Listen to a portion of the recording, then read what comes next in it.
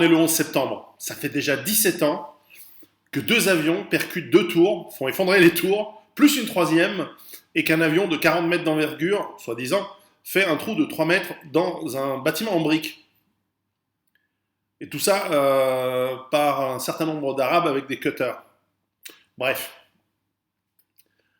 17 ans après, si quelqu'un avait été dans le coma le 12 septembre, ou en 2002 ou 2003, et qu'on le réveille aujourd'hui, sans lui donner la date, qu'est-ce qu'il verrait? Il verrait l'intervention des États-Unis au Moyen-Orient, et il se dirait, bon, bah voilà, on est quelques mois après le 11 septembre. Non, non, on est 17 ans après. Bref, qui gagne après 17 ans? Les États-Unis ont dépensé des sommes extraordinaires, extravagantes.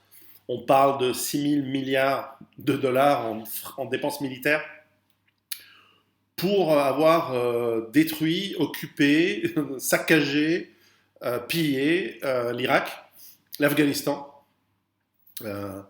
puis la Libye, et déstabilisé et en partie détruit la Syrie.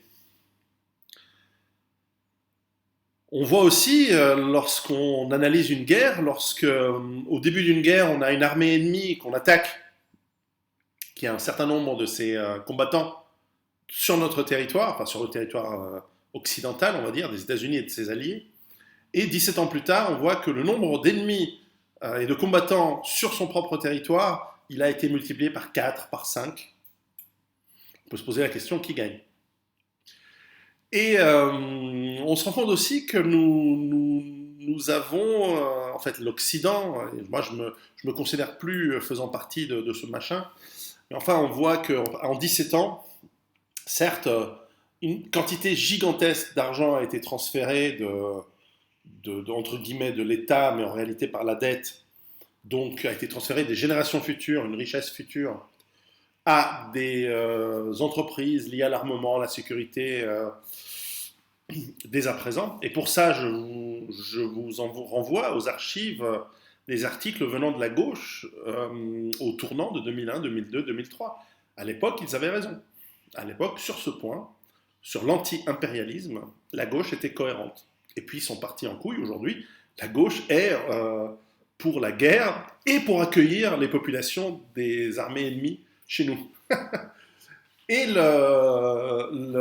l'autre élément, c'est que nous avons perdu depuis 17 ans, 17 ans de guerre menée par les États-Unis, causée par les États-Unis, et je pense qu'on est clair aujourd'hui, on a compris que le 11 septembre a été manigancé non pas par 16 Arabes depuis une grotte quelque part en Afghanistan, mais il s'agit de 3 pays, 3 États profonds de 3 pays qui ont manigancé le 11 septembre. Et nous nous retrouvons aujourd'hui aussi avec beaucoup moins de liberté qu'à l'époque. Lorsque l'on constate où en est la liberté d'expression, la liberté individuelle, la capacité à se défendre aujourd'hui, nous sommes bien moins bien lotis qu'en 2001. Nous avons aujourd'hui de la censure sur les plateformes Internet. Je ferai une vidéo bientôt là-dessus. Nous avons de plus en plus d'autocensure et nous avons des théories abracadantesques, pour reprendre le seul mot et la seule action intéressante d'un des anciens présidents français, sur des théories complètement fumeuses. Et nous avons aujourd'hui les médias qui sont censés montrer les faits et creuser objectivement les informations. En fait, ce sont eux qui donnent les fausses nouvelles. Et aujourd'hui, il faut faire un gros travail de réinformation sur Internet et sur d'autres médias par soi-même. Nous sommes aussi tripotés dans la plupart des aéroports internationaux. Des gens qui ont le profil de victimes du terrorisme sont tripotés par des gens qui ont le profil des terroristes. Donc ça, c'est aussi assez rigolo. Et je pense que c'est un symptôme, ces 17 dernières années, qui ont été d'ailleurs fondamentales pour moi, de comprendre que nous sommes sur une route qui n'a aucune issue, qui va inévitablement vers l'effondrement, et qui pour moi a déjà bien commencé. Je pense qu'on le voit de plus en plus, c'est une question d'accélération maintenant. Eh bien, cette guerre qui a été donc mise en place pour le contrôle des ressources du Moyen-Orient par ces 3 pays, qui sont en réalité contrôlés par un seul, eh bien, c'est c'est un symptôme très important de la fin, de la fin d'une civilisation. Nous sommes en train d'arriver vers la fin. Voilà. Et donc, vous savez ce que je vais vous dire à ce moment-là.